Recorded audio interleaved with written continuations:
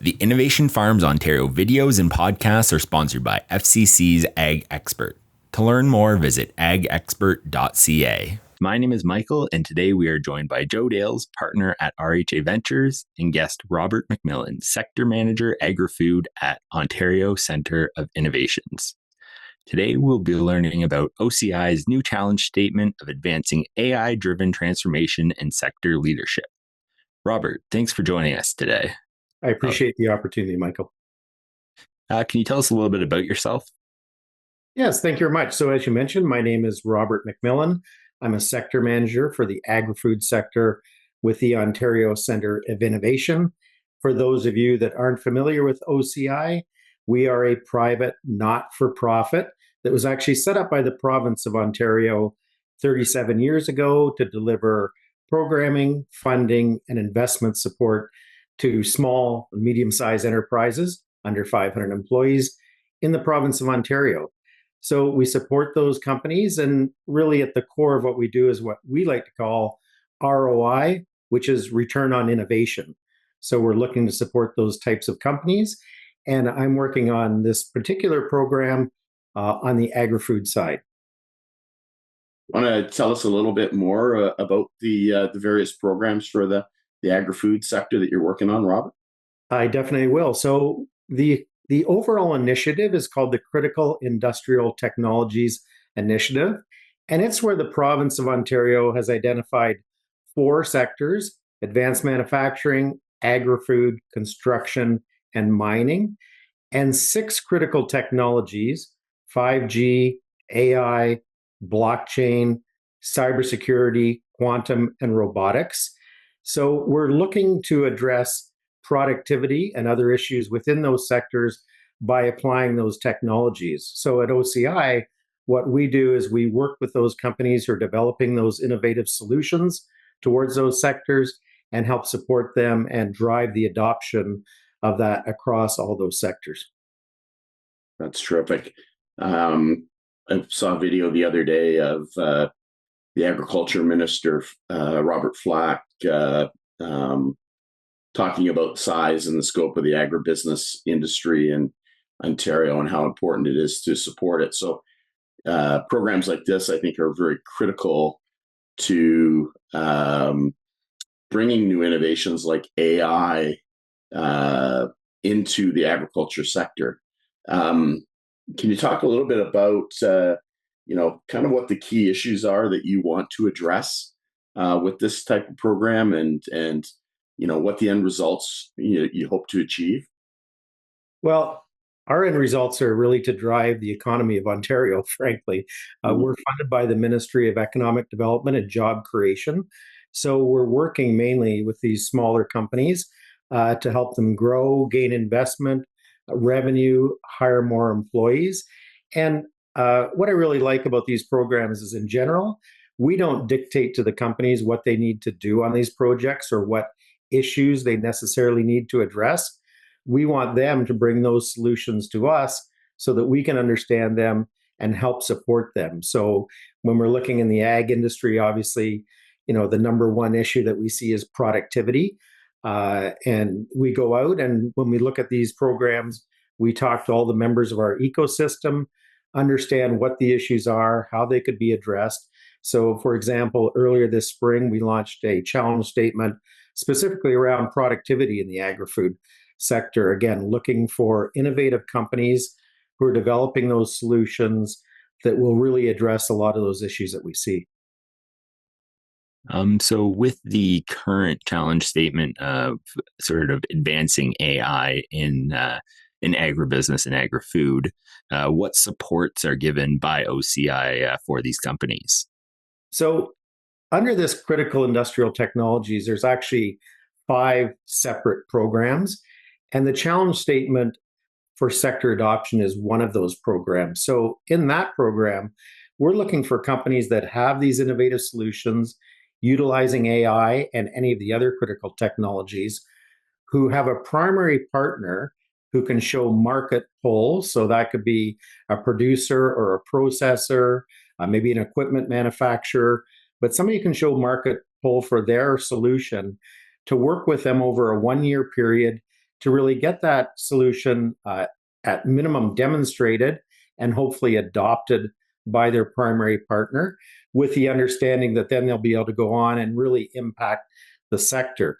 And to support them on that, we provide funding. So on this challenge statement, we're providing up to $500,000 of funding, and that is matched 2 to 1 from the SME and their consortium side. So if they put together a project that's going to cost 100 or 1.5 million to execute over the next year, then we will fund 500,000 of that in the form of a grant. So it's a reimbursement grant at the end. So it's really there, to foster that relationship, to give those companies the opportunity that they might not normally have to really get that technology, completely developed and again adopted by these primary partners.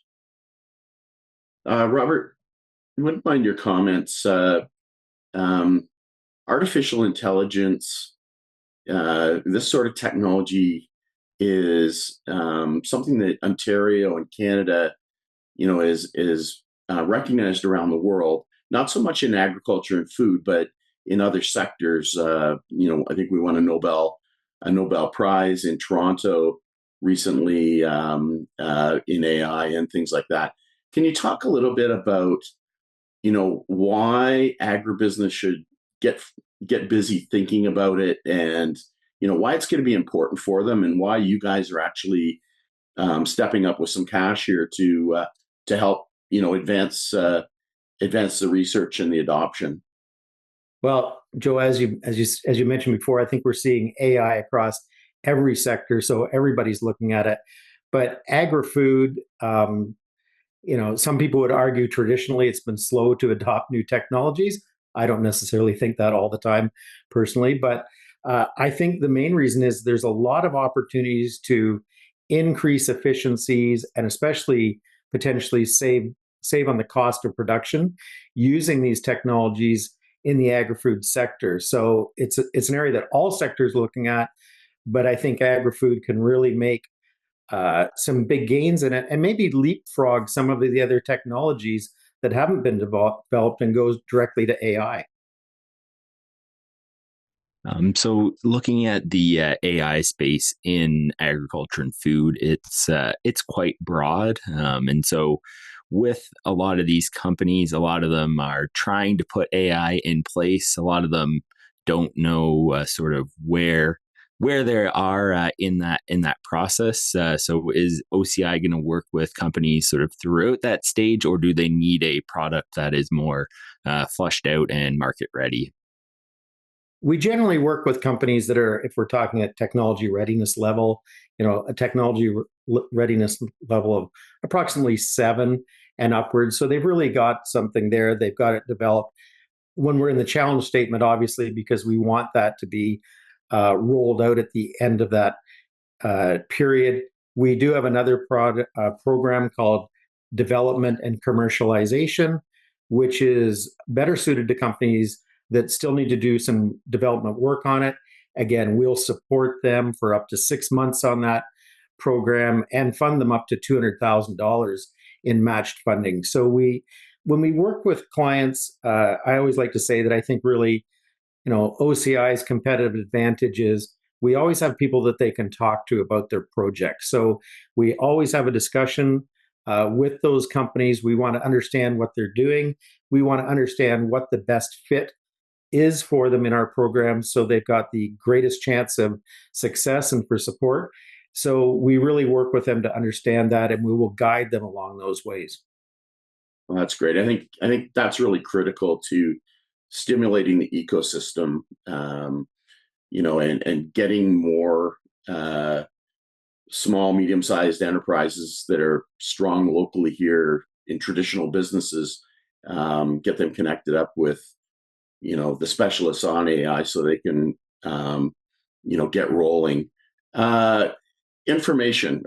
Say I'm an agribusiness. I want to get involved. I want to learn more. Is there a website we can go to, and can they reach out to you directly, or how do you want them to funnel information to you guys?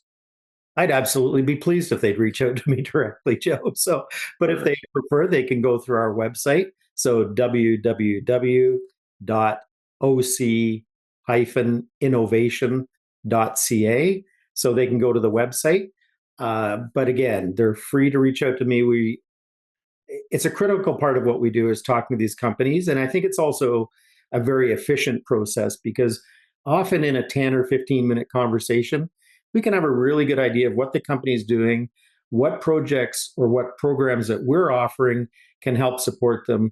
And we also support them throughout the application process. So we don't just throw a website their way or a link and say apply and see what happens. We work with them through that. We, as business development managers, or sector managers actually vet their applications before they hit the submit button. I always like to say that we're not looking for 100 applicants in order to reject 99. We would like all of them to be successful. So again, we try to make sure the program fits them and we try to provide them the best opportunity for success. I would echo your comments. We've been seeing you at events. You've been hustling around. We love working with the OCI folks at RHA Ventures, and we've had a lot of success. And really commend you and thank you for the passion and the drive and the leadership at OCI to now include the agriculture sector, in your critical sector industry area of focus. So, any final last words before we sign off for today? Well, first of all, Joe, I'd like to thank you for all your support. So I go to these events and you're always introducing me to people. So it's wonderful.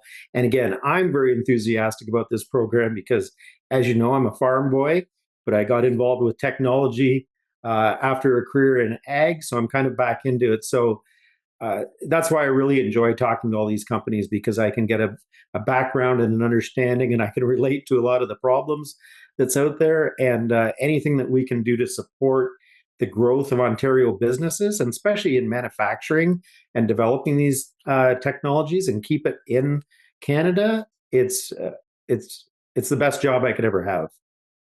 For anyone who wants more information about the challenge statement, the website link will be provided below the video. And I want to thank everyone again for tuning into this video